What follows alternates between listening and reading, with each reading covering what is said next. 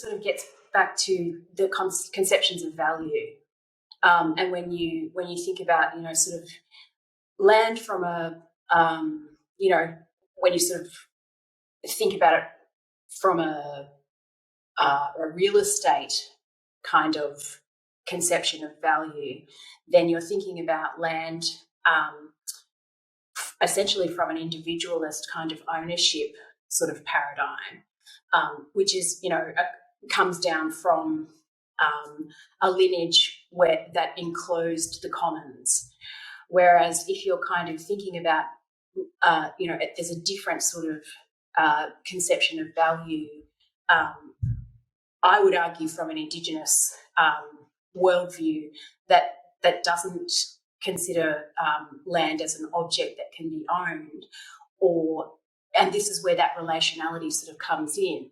So I think it's interesting that, your experience of being sort of embedded in the land, if you were to sort of think about that as where do you start, and where does the land or the water, where did that begin, and where did it end, and where did you begin, and where did you end in terms of that enmeshment, then it's really difficult to kind of to sort of come at that from an individualized sort of ownership perspective and put any kind of value on that, because you are sort of separated then from,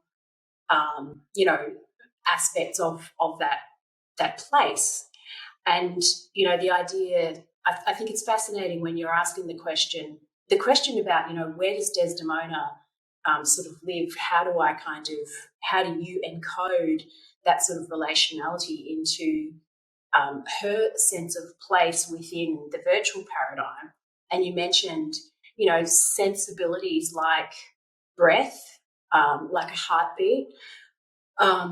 That is really actually quite important, because there are flows sort of in and out of you, or from a human, embodied kind of experience of being grounded in place or connected.